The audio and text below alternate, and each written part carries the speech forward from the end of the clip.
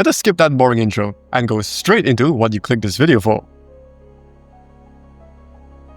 Starting off with the sniper rifles, we have the Tundra. I'm sure most of you already know by this point, but this is, to put it simply, the best overall sniper in the entire game, having basically everything you can possibly want. Fast ADS time, consistent hitboxes, very low flinch for a sniper, and a decent fire rate.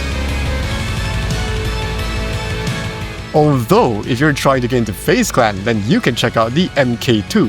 This thing has a diabolical ADS time of 250 milliseconds, which is faster than even some SMGs, while also having decent hitboxes, which makes it the top tier option if you're going for quickscopes.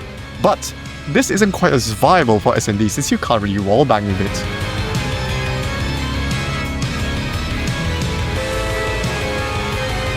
Next, we have the semi-autos or the DMRs, and we have two weapons here that I'm sure most of you are very familiar with, the SKS and the Type 63. These two are very similar, being highly accurate with the ability to reliably 2-tap to the body for a very fast time to kill and 1-tap to the head. But they do have their own differences. The SKS is hit scan, meaning that your shots have no travel time, making it slightly more consistent at longer ranges. But the Type 63 is the overall better option, with a much faster ADS time, less flinch, a slightly faster firing, and incredibly fast sprint speed, which allows you to rotate to power positions much faster without having to pull out your secondary.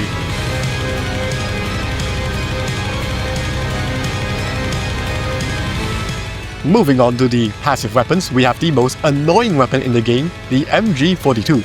This is one of the easiest weapons to use in the entire game. Non-existent recoil, excellent BSA, great range, an extremely forgiving fire rate, and despite being an LMG, it's actually on the faster side when it comes to mobility and handling. It also has the ability to have increased wall penetration and the disable perk at the same time. The only negative of this weapon is that it doesn't insta-kill, but considering how forgiving the fire rate is, that doesn't really matter now, does it?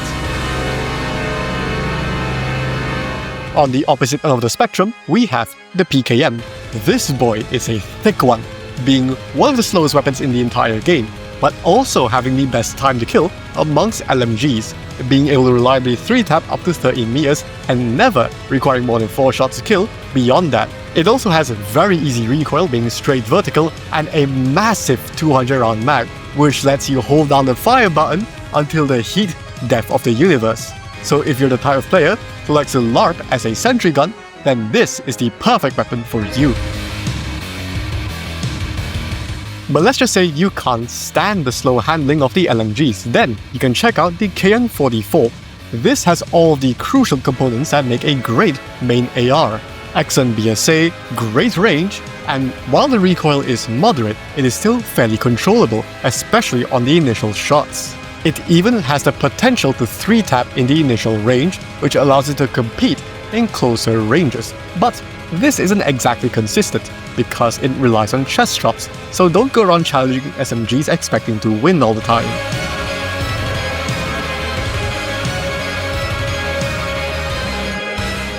But if that's what you're trying to do, then we have the flex weapons for that. Starting off, we have the BP-50. Even after the series of nerfs, this is still an incredibly competitive assault rifle. It has the fastest fire rate amongst all assault rifles, extremely low recoil, along with mobility and handling that is on par with SMGs. Now, there are two ways to run this weapon. You can either use the 60 round mag and turn it into the Bison of assault rifles from how easy it is to use, or you can use the 30 round mag, which allows it to kill much faster in closer ranges, but you do have to be very careful with how you play, since the mag size is very small, especially for its fire rate. Next, we have the HVK-30. I'm sure most of you know this gun by this point. Great time to kill profile paired with great overall stats, including recoil, BSA, and mobility. The only downside of this gun is the small mag size of only 28 rounds. But once you get used to this, there are very few guns that can beat you. One of these weapons being the Odin.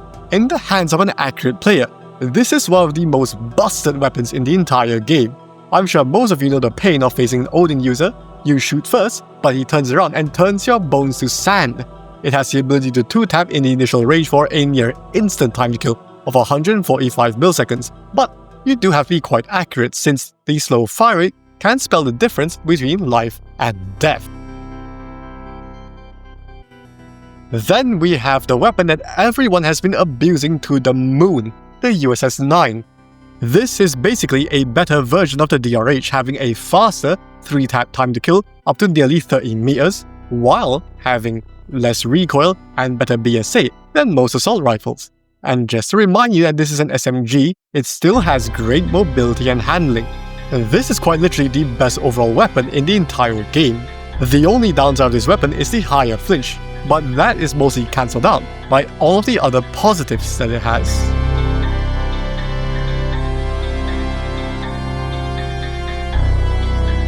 But if you like to stay up close and personal, then you'll prefer the aggressive weapons, starting with the best SMG for this role, the Fennec.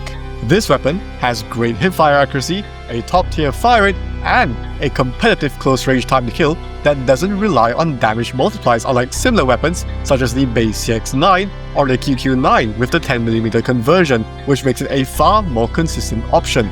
It also has great mobility, which allows you to get close to the enemy, and believe me when I say you really want to get close, as using it at mid to long ranges is a Parkinson simulator due to the high recoil and hit flinch. If you just can't fathom the idea of the enemy breathing the same air as you, then you can try out the KRM-262. If you play on the Guerrilla server, you either love this weapon a little too much or despise it with every cell in your body. I, for one, am the latter.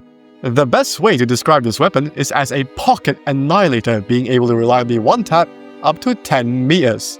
Combine this with excellent mobility, this is the perfect weapon for the movement-spamming stim shot addicts.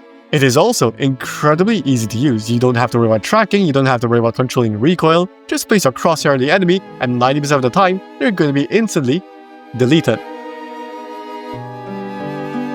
A similar alternative is the R90. While yes, its one-tap potential is not quite as consistent as a KRM, it more than makes up for this by being able to fire twice in rapid succession.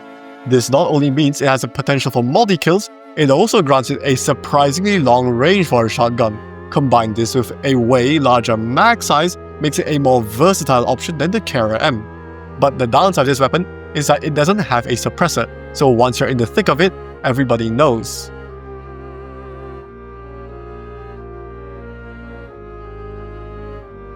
Before we end the video, we do have a few honorable mentions, starting with the ultimate high-skill high-reward weapon, the CX-9 with the burst fire conversion.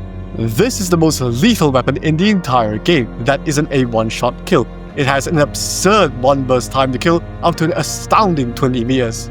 So if you can land your shots, nothing is going to outgun you. Although it has a puny mag size of only 12 rounds, so you kinda have to treat this as more of a shotgun.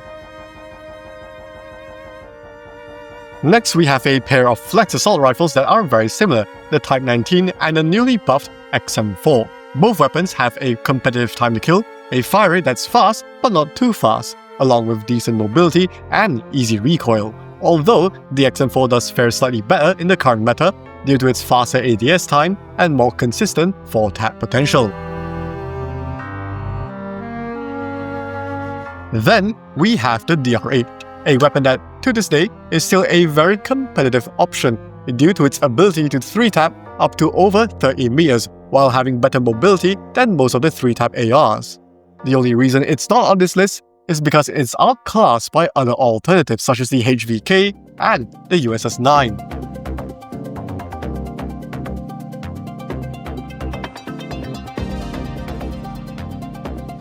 Finally, we have a pair of dishonorable mentions. Both weapons are chambered to inflict the most pain as possible on the enemy. The first of these being the Manimal, being able to 2-tap anywhere on the body at any range.